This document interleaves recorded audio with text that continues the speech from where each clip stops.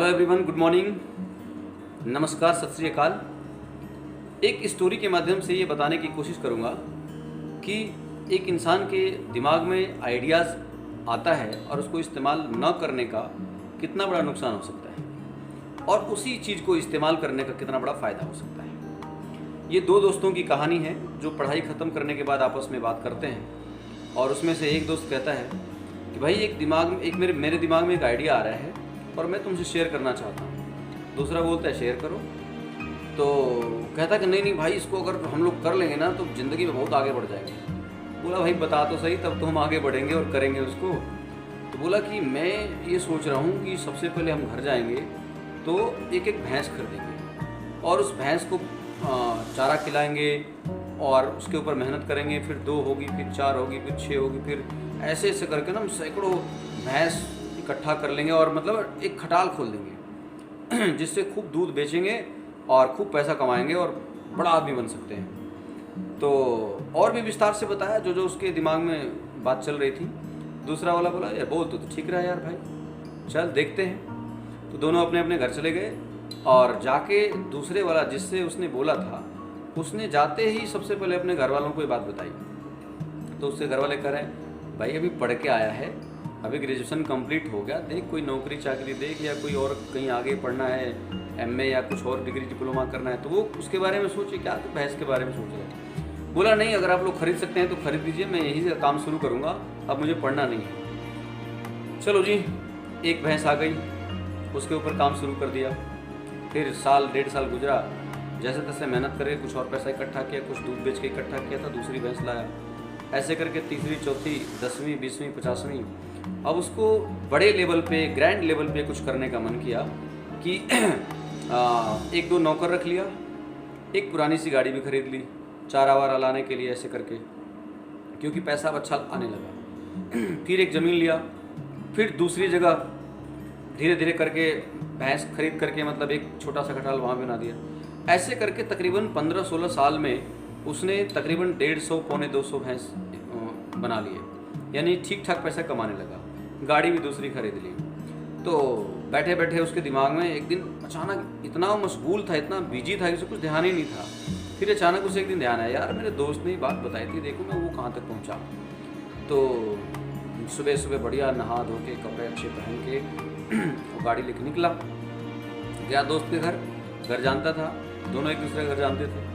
वहाँ पे उसने गाड़ी लगा दी, बच्चे दौड़ के आए, गाड़ी गाड़ी गाड़ी, वो भी निकल के आया। तो घूरे जा रहा है, उसे ऐसा लग रहा है जैसे वो कहीं देखा है और इसने तुरंत पहचान लिया। तो उसने बोला कि अरे भाई मैं तेरा दोस्त, तू ऐसे क्यों घूर घूर के देख रहा है। बोला मैं भी कहूँ यार, लग तो ऐसा ही रहे, लेकिन जब तेरी आवाज़ निकली तो मुझे समझ में आया तू ही है। बोला भाई क्या कर रहा है आजकल। तो बोला कर क्या रहा है, तूने जो बताया था वही कर रहा हूँ, वही भैंसों वाला काम।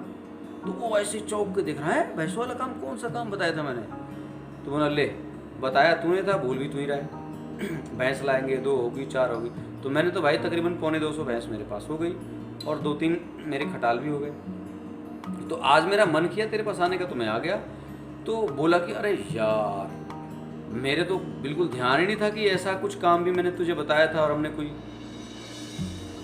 प्लान किया था ऐसा कुछ। तो वो बोला कि कोई बात नहीं भाई, चल मैंने तो ये कर लिया। तो ये मोरल क्या कहता है कि आइडिया उसी ने दिया, लेकिन उस आइडिया के ऊपर उसने अमल नहीं किया जिसने आइडिया दिया, बल्कि दूसरे ने इस आइडिया पे अमल कर लिया और एक प्योर बिजनेसमैन के रूप में सामने उभर के आया। तो इसी तरह से मैं अपने ऊपर भी बताना चाहूँगा। कुछ समय पहले मेरे लाइफ में एक अपॉर्चुनिटी आई किसी के माध्यम से, और वो अपॉर्चुनिटी मैंने ऐसे ही ग्रैब कर लिया, उसके ऊपर काम करना शुरू किया।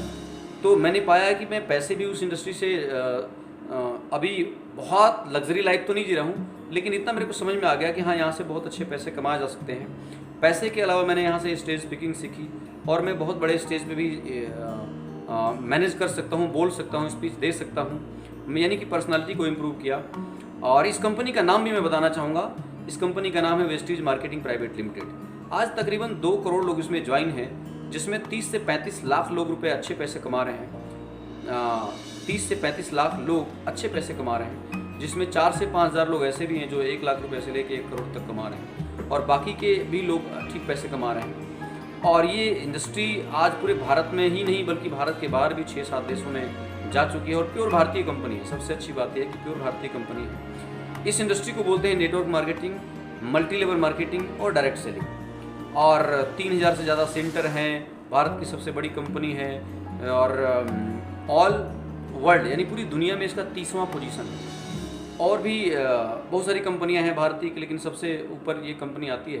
तो ये इसके बारे में डिटेल में आप जाकर के Vestige marketing private limited search कर सकते हैं। ये एक मेरा एक तरीका था बताने का कि आप इसके अलावा और भी आपकी लाइफ में कोई आइडियाज़ आता है या कोई आपको सजेस्ट करता है तो उसके बारे में ज़रूर आप पता कीजिए कि ये इंडस्ट्री कैसा है, ये तरीका आपको सूट करेगा कि नहीं करेगा, ये इंडस्ट्री यहाँ के लोग सूट करेंगे कि नहीं। लेकिन मैंने जो डिसीजन लेने का अपना फैसला किया था तो यही था कि कंपनी मैंने देखी, बहुत अच्छी कंपनी है, मैनेजमेंट अच्छा है, प्रोडक्ट यूज़ करने के बाद प्रोडक्ट के बारे में मुझे पता चला तो मैं डिसीजन ले पाया। तो यही एक मैसेज था फ्रेंड्स।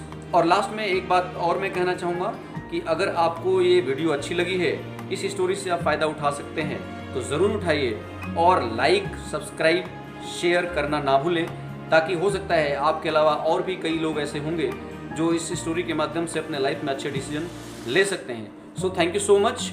और मैं इसी के साथ आपसे विदा लेना चाहूँगा। नमस्कार, मैं ओमकार।